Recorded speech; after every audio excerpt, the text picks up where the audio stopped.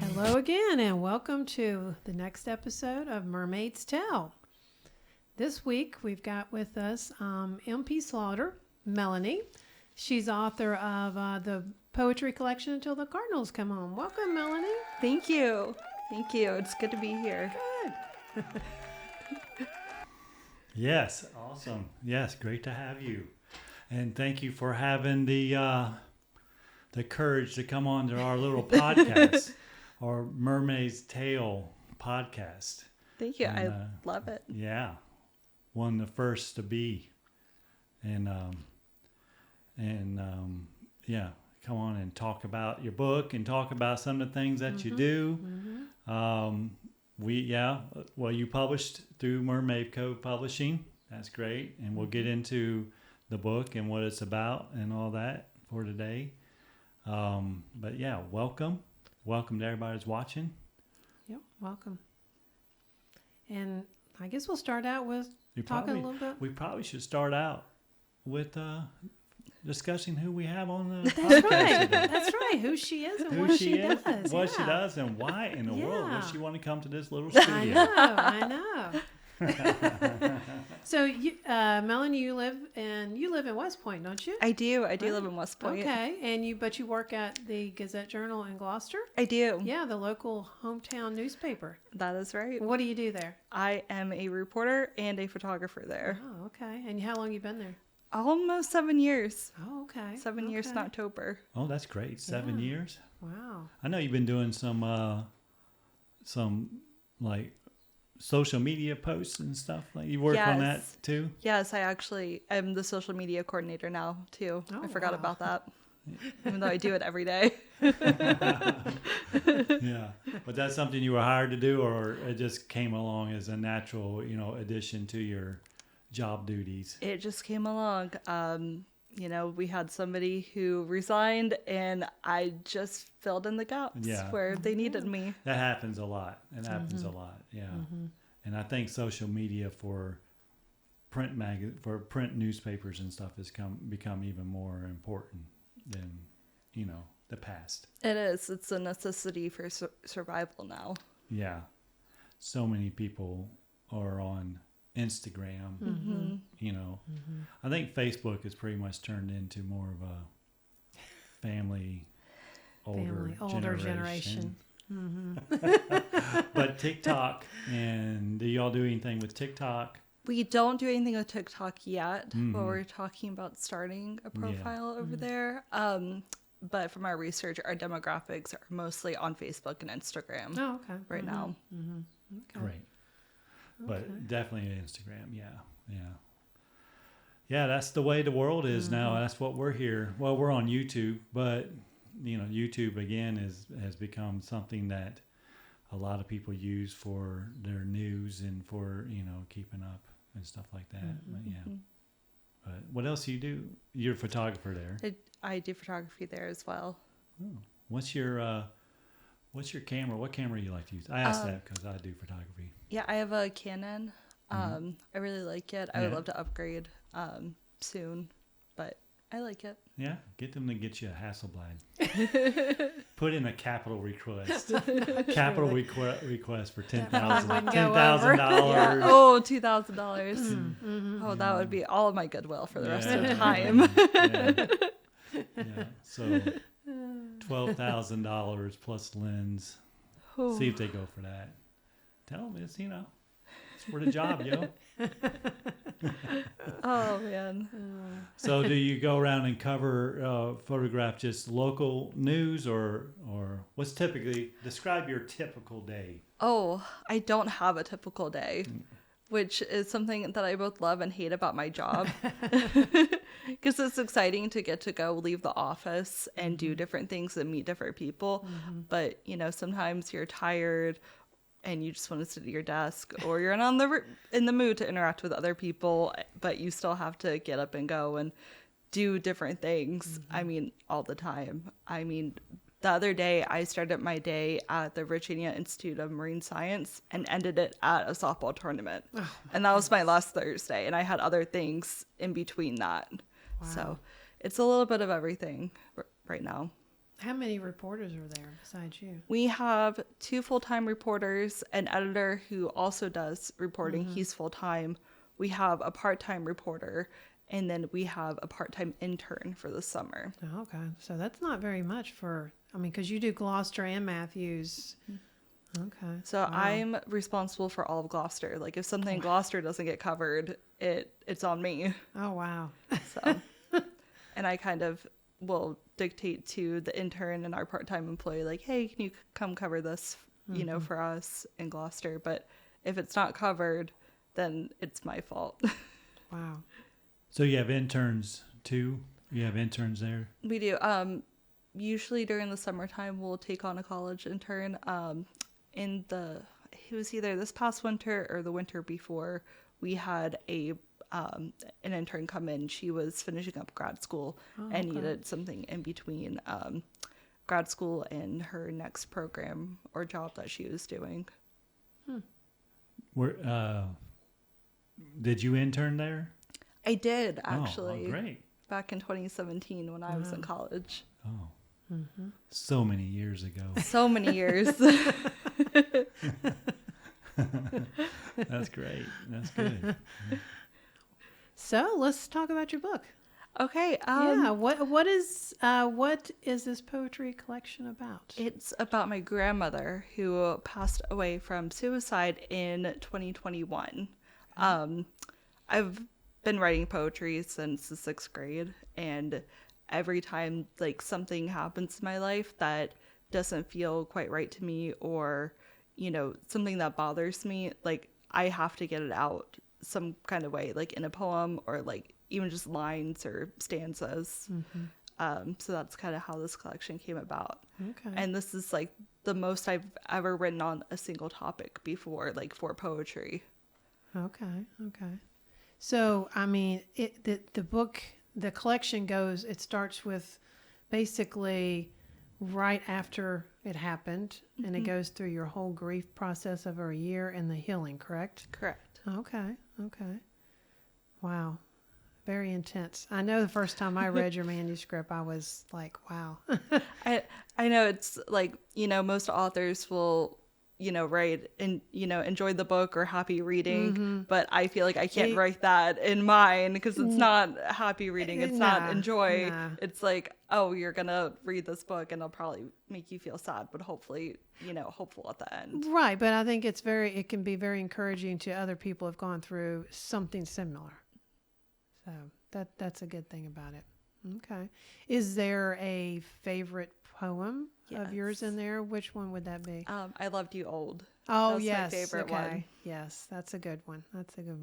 We might have you read that one later then. Yeah, it's my favorite poem because it's the one that that shows like who my grandmother was to me. It's not about like the tragedy, and it's not about me trying to figure out life without her. It's who she was to me in the exact way she was. Okay.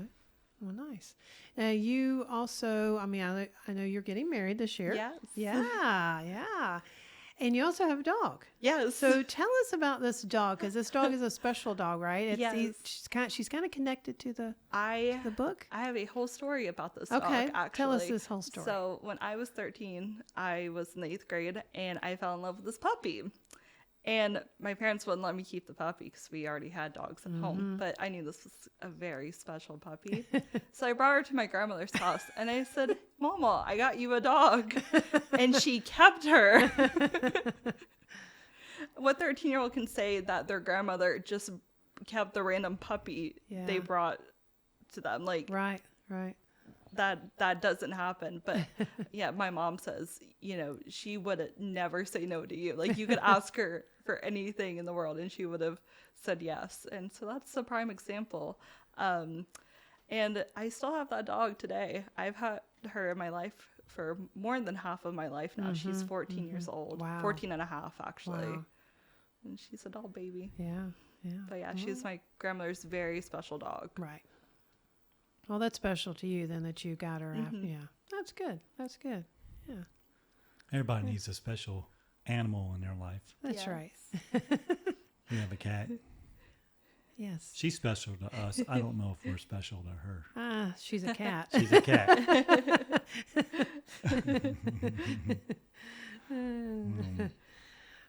Do you have any other writing that you're working on right now? I do. I'm working on another poetry collection. I'm about halfway through that one. Okay. Oh, great. Does this one have a theme or? It does. Okay. It does. Can we hear about it? It's about my life, but it's like, I don't know. I don't think I want to give it away just yet. Okay. Okay. That's fine. Oh wow. No, We're I'll gonna tell keep y'all it I'll tell secret. y'all later. You should, but at least you're, yeah. But I guess you got another project, and that's good. That's good. What?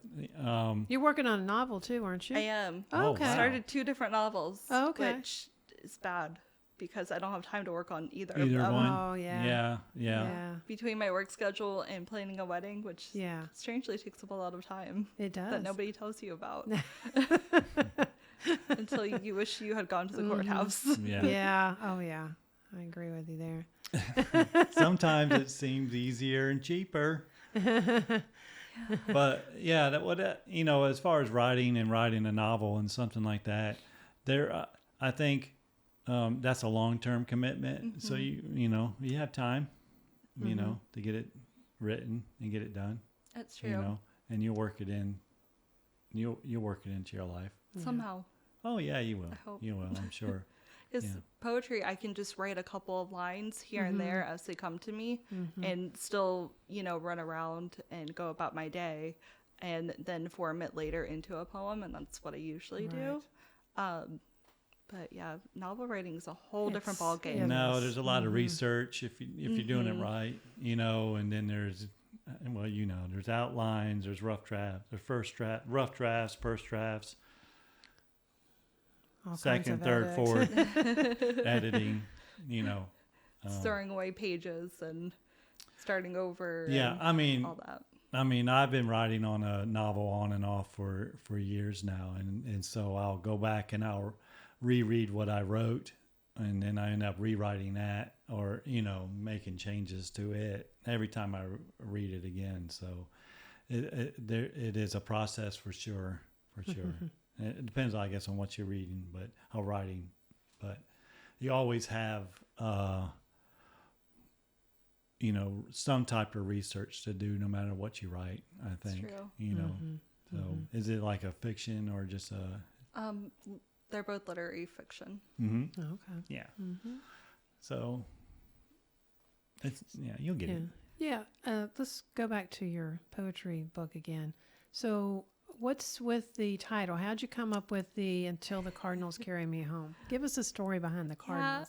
So growing up, my grandmother loved cardinals. It was one of her favorite birds. I think because they're more rare to see, maybe.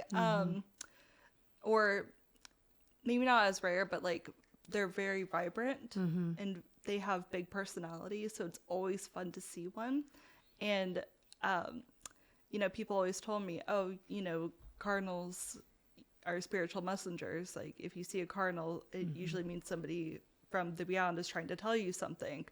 And as I was, when I figured out this was like gonna be like a book, I just started like thinking about like what I wanted, like I don't know if I'm saying this correctly.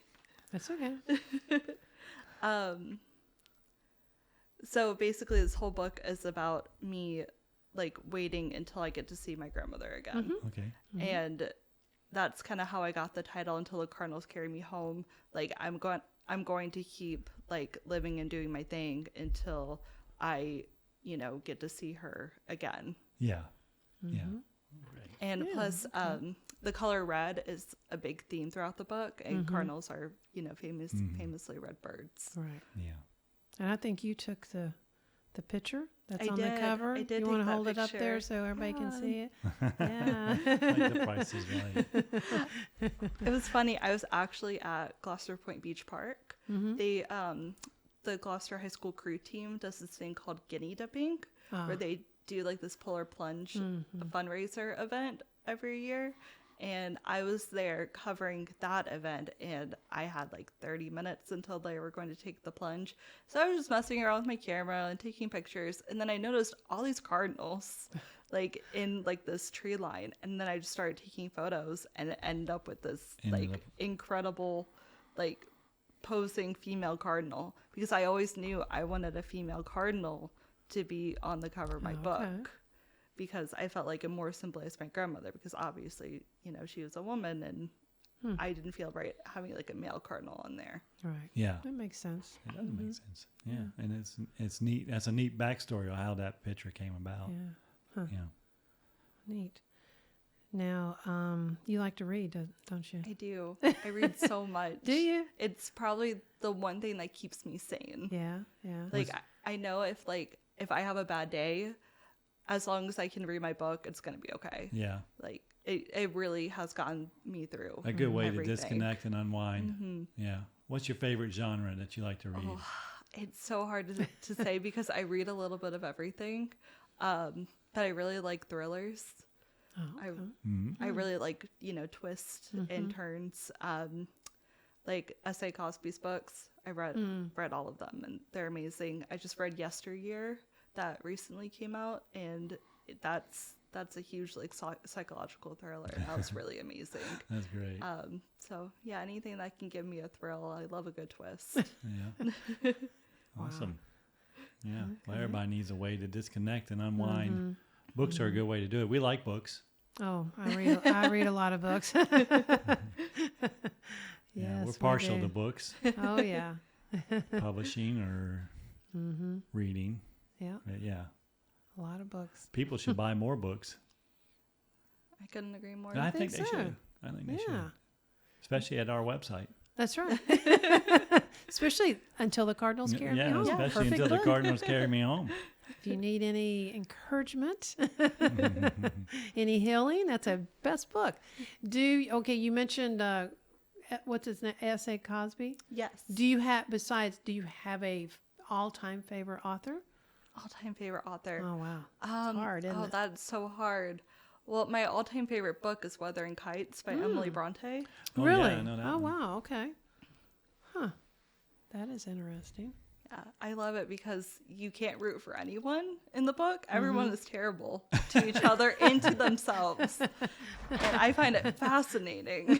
I've read it, I think, 3 or 4 times now, and it never gets old. So I'm big on the Brontes. I love Matt Haig. He's the author of The Midnight Library and the recently published Midnight Train, which I started a few nights ago. Okay. Excellent. It's always good to have a book that you can read over and over, you know, and not get tired of it. It's true. Second, third time around. I had a professor in college who would read Edmund Spenser's The Fairy Queen every single year. She's read that story every single year since she was 18. And I believe she's in her 50s now. So Wow. Wow. You went to Randolph, Macon, right? I did. Yeah. Yeah. What was it? Were you an English major? Is that what it was? I was an English major with minors in writing and biology. Oh, biology. Wow. Okay. I get that reaction every time, and I love it. Why biology then? If you were going into Just English? because I loved it. Oh, okay. Okay. Huh. That's interesting. Did you do writing in college for any of the publications in college? I did. I wrote for the literary journal magazine, The Stylist, some, and that was really, really great. Okay. Nice. So you've just been writing for years and years. I've just been writing for a long time. That's good. Yeah. And I love it. Yeah, that's good. That's good. And that you can find time to write now, Yeah. you know, and work on projects now. And it's kind of funny, the new collection I'm working on, I'm pulling from some poems I wrote in college Okay. that are very, very fitting for the theme. So Good I'm deal. excited about it. Good deal. We look forward to finding out more about that collection. So here's something you'll have to think about. So this collection of poems in this book, can you describe it in 3 words? Oh, Describe this collection of poems in 3 words. okay. Trick question. Trick question. Heartbreaking.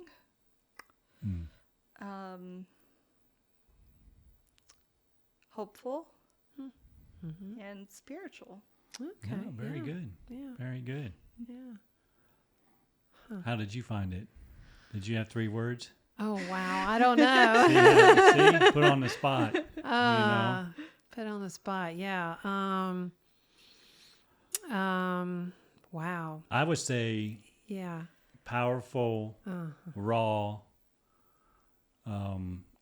and see that third word. Loving. Y'all took all the good words. Loving. Definitely. Powerful, raw, and loving. That's why when I read it. Huh. How I came. So now y'all put me on the spot. And y'all took all the good words. Let's see. Well, you've had 2 minutes to come up I with 3 know. Let's see. I better pick one up. That'll help me because I have read them all multiple times. Let's see. Wow. When did you, when you were writing this book, did you have a certain time of day or just when the inspiration hit you? Just when inspiration hit me. I would see something that would remind me of her. Like a few years ago, I was on vacation and, I was at the beach and it was the first summer after she passed, and she loved summer. She loved fishing. She loved being outside. And I was literally on the beach and wrote a poem on the notes app of my phone, just sitting there, like just a whole complete poem. So it just, whenever the inspiration strikes, or sometimes like I'll have this, like I'll get like a line in my head and I'll kind of work it out with like a rhyme or like some kind of pattern that like sounds good. And I've been known to like stop what I'm doing and write it down real quick or pull over and write it down so that I don't forget it. Okay. When did you come to a point where you decided that you were going to make it into a book or that you were going to share it with the world instead of keeping it private? Yeah, I was tired of people making assumptions about her death, about people who pass from suicide, about people who are left after somebody passes from suicide. Because, I heard all these things like, oh, people who lose their lives to suicide are cowards, or, why didn't they just ask for help and all this stuff. And I was writing these poems and I'm like, that is not the experience I've had at all with this. So that's kind of why I decided to share it, because I felt like it was important for people to know that, like, hey, depression, suicide, it affects everyone. And you typically don't think about grandmothers dying by suicide. That feels like very like strange. But the more people I've talked to, they've told me about their elderly family members who, weren't able to talk about, their problems, or, grew up in a time where, sharing their feelings wasn't, it was frowned upon to share your feelings, especially like, feeling downcast and, not having like that good Christian spirit of like, I'm going to be resilient no matter what. Right. Yeah. I can understand that. Yeah, I think depression is something that's we don't realize how many people have it, certain degrees of depression, and the people around us, the people we work with, even, people in our families. It seems that depression can affect a lot of different people in a lot of different ways. I had a grandmother that suffered from depression too, and some of the medical things that they decided to do to her was not, they don't do now, electrical shock therapy and stuff like that, which is just, like Stone Age medicine now, if you think about it. But I think when you talk about death and the loss of a loved one, it's very personal to who it happens to, and if you haven't experienced it in your life, you don't know. I think a lot of times we're pretty good at giving platitudes, but we're not good at actually understanding, unless it happens to you or you're a part of it. Absolutely. And your poetry book is sort of like that, a journey through the experience, and it's helpful to me, that people read it and understand that, especially if they've had some of the same experiences that you've had, they may share the same feelings or come to the same realizations that you did without realizing, or it's therapeutical to them, because then they realize, wait a minute, I've read this book and somebody else is, feels the way I do or had the same reaction I did, but they weren't able to write a poetry book about it, So it could be healing to somebody else, or I could see where it could be healing to somebody else for sure, It was touching to me, and when I read it, and outside of immediate family members, but it wasn't, I haven't had to go through the shock of suicide with an immediate family member. I did have somebody die suddenly, and that's as close as I can get to the relation, on it. And one minute you're talking to them, the next minute you don't, that type of thing. It's really jarring. It is very jarring, that, that's, you always say, if I could just have 5 more minutes, because I have 10 minutes of stuff to tell them, if I just had 5 more minutes. So, and when you lose somebody that suddenly, you don't have that opportunity. So, but that's what I found about the book, about your book and your poetry, is that it's so heartfelt, just like poured straight out and onto the paper. And you can read that, you can feel that, in the emotions when you read it, And anyways, it was raw and powerful. That's right. You got it, raw and I've always found solace in books. So I would be glad if somebody could find, comfort in mine. Yeah. I think the one poem that really, I don't know if it touched. It was just very interesting what I said at your funeral, and then what I wish I said at your funeral. Because when you read it, it's very interesting because, you go through the funeral thing, and then you put down, these are not remarks. These are not a few words. This is your but these are what you're thinking. Yes. And it's just so interesting how you did that. So, I deconstructed my entire eulogy and made it into a poem. And there were so many things I wanted to say, but you're not allowed to say certain things at a funeral. So I just it was very healing for me to put in italics below, the stanzas of what I wish I had said. Right. Well, I like you put, the preacher smiles like a Sunday afternoon picnic, and then in parentheses, he should not be smiling, show some respect. Because, it sounds like that kind of upsets you, It did. And then where people were, laughing, you said it wasn't trying to be funny. So, that just I really liked how you did that. Thank you. That was very interesting. I will never forget that preacher who was smiling. It was so jarring to me. He was smiling and he was chewing gum. And this wasn't that's right. Yeah. Because your mama did not like that, did she? No, she hated when adults chewed gum. Right. That was the one thing that she, disliked. That was her one pet peeve that she had. So And this wasn't a young man either. I mean, he had to be at least in his 70s or 80s. So I don't know. It just wasn't. Well, that's the hardest time proper. too. It was probably only 3 days after it happened, or somewhere in there. Yeah, something like that. So everything's still so raw.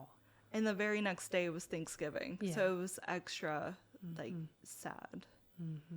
Wow. But I think one thing that I like about the book is like you're talking about now. The beginning of the book is so raw. The feelings are new. The sense of loss is new, but the poems move through a complete progression. That even at the end, it's like, the last section, which is the beginning. What's it called? The beginnings of rebuilding. And so then not that you ever move past, but there's a point where you come out, or you make a discovery of you've explored the depths of your emotions, and then there's a rebuilding. And I think, to me, that's a good part of the book of where it gets to at the end. You didn't stop at the worst part, at the darkest moments. That there is a way, to cope, and a way to come out. And I credit that entirely to my dog, Molly, her dog. Not a lot of people know this, but my grandmother left me a note, and she wanted me to take care of her dog. Oh. And so I was like, I have to carry out her final wish no matter what. Like, I didn't want to get out of bed. I didn't want to eat. I, was either sleeping too much or not at all.